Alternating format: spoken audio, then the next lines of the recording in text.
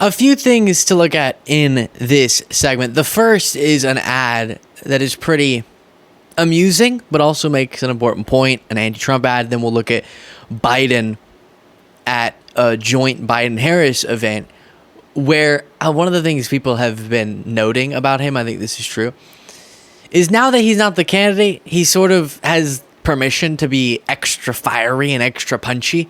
And so that's what we saw from him there, and we've seen it in recent press interactions. You love to see it.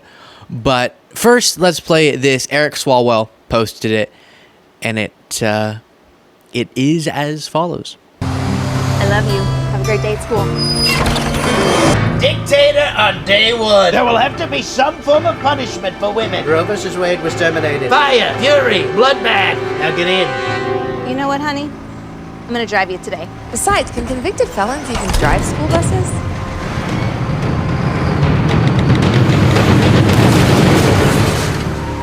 If you wouldn't trust him with your kid, why would you trust him with your country?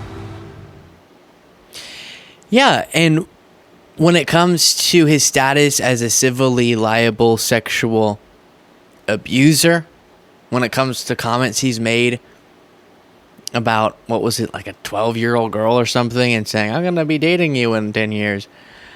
When it comes to the comments he's made about his own daughter, or his criminal record, or the way that he just speaks about people generally, would you want a son or daughter to be influenced by that?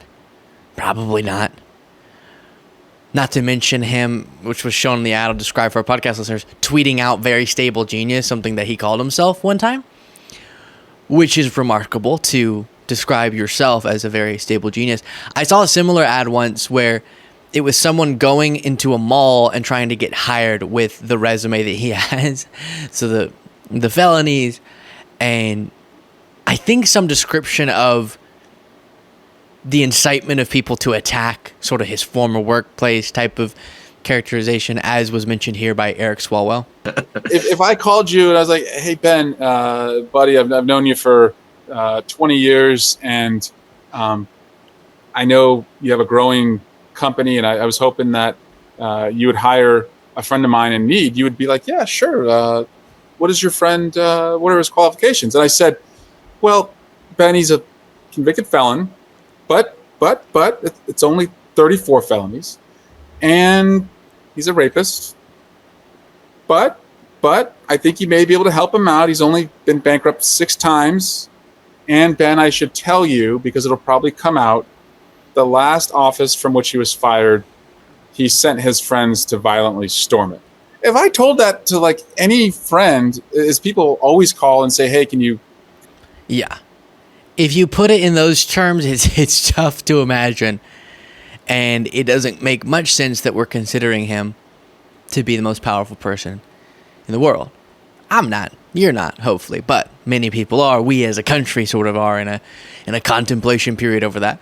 And, you know, Biden had some things to say about this man, Donald Trump. But he didn't call him Donald Trump at this speech. Instead, he called him this.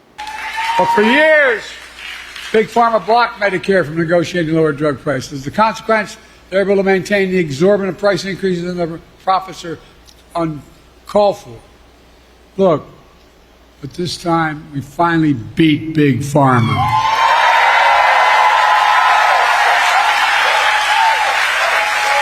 And I might add, with no help from Republicans, not a single Republican voted for this bill, period. Not one in the entire Congress. Now, the reason I say that is not to make a political point about them, not if they've gotten their lesson, but guess what? They want to, the guy we're running against, what's his name? Donald Dump or Donald, whatever. They want to get rid of this, what we passed. They're fighting to get rid of what we've just passed. No, So he called him Donald Dump. Just sort of, he's just playing around. Okay, MAGA, don't get too upset. But, and also if you get upset at Biden for name calling, that's going to be crazy, hypocritical. But what cracks me up is because he said Donald Dump or whatever, but did his or like The Recount posted this clip saying President Biden calls Trump Donald sorry, I'm really struggling. Calls Trump Donald Dumper. Yeah. Okay. Politics. Crazy place. Crazy place. So, with that being said, Donald Dumper aside, what was being discussed here is the fact that, as we've gone through a gazillion times, one of the big accomplishments of the Inflation Reduction Act was allowing Medicare to negotiate drug prices. So that was an achievement. We talked about it. Woohoo! But that actually has to happen. The actions have to be taken. The negotiations have to start. And so 10 of the most used and expensive, too, I think, drugs for Medicare recipients went through the negotiation process with Medicare. And that's what they're celebrating, that now deals have been struck. And actually, before I play more from this speech where that is being celebrated and a little bit of jabs too, you have Mika Brzezinski explaining this here. Some news now. For the first time, Medicare has negotiated the cost of prescription drugs directly with drug manufacturers. This morning, the Biden administration is announcing new, lower prices for some of the most expensive drugs out there, including major medications that manage diabetes, prevent strokes and blood clots. The discounted prices see a drop of up to 79%. The White House says the savings are so significant, if they had been in place last year, it would have saved Medicare $6 billion. Yeah, $6 billion if this had been in place last year, so it'll be significant the upcoming year. And the idea is this is just the beginning, and it's showing us how effective this policy can be, getting up to a 79% cut in the cost of some of these drugs. Yes, please. We'll take it. But this is communism, according to some MAGA folks, even though it's just negotiation between one big entity with a lot of leverage being Medicare and then these big, powerful companies. Here is more from Biden on Project 2025. And get this. You may have heard about the MAGA Republican Project 2025 plan. They want to repeal Medicare's power to negotiate drug prices. Let Big Pharma back to charge them whatever they want. Let me tell you what our Project 2025 is. Beat the hell out of them. I mean it. You see what I mean about fiery? I want to clarify for him. We mean politically. Okay? He means politically. Given the escalation of rhetoric, maybe I know, I'm such a soft lib. I get it. But maybe I wouldn't use beat the hell out of them necessarily. But he means electorally, obviously. And it's quite the message. So Donald Dump, or as the Recount put it, Donald Dumper, and beating the hell out of the other side in the election.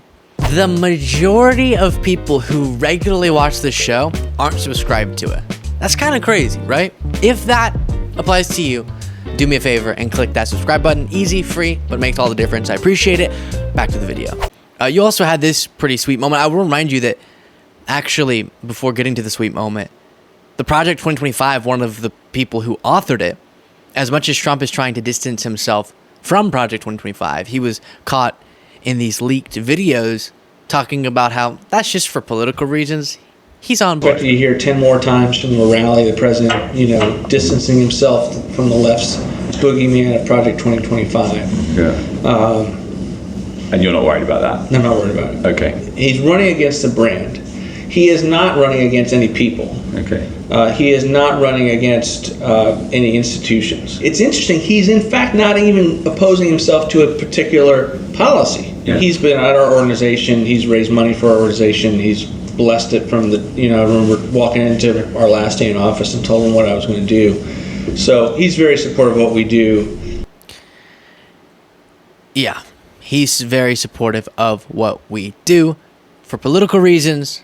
Even the Project 2025 people know that Trump is just trying to fake people out by saying he has no idea and it's not my plan. But these are the very people he would staff his administration with. And so, regardless of if he knows every point of it, while he's in office, meanwhile, these things are going to be implemented, right? And that's perfectly fine with him. Then you have this from the same event.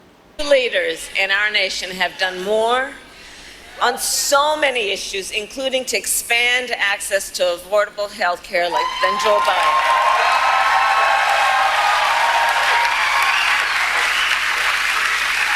And today we take the next step, thank you, Joe, forward in our fight.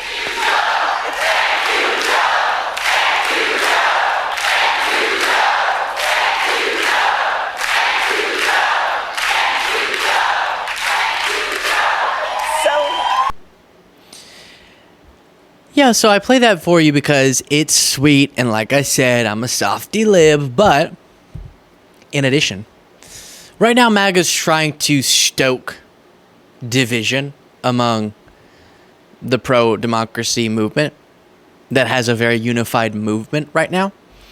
And they're trying to do that, or at least Trump has been, by saying Biden is so angry and bitter and hateful towards everyone who allowed for him to be pushed out.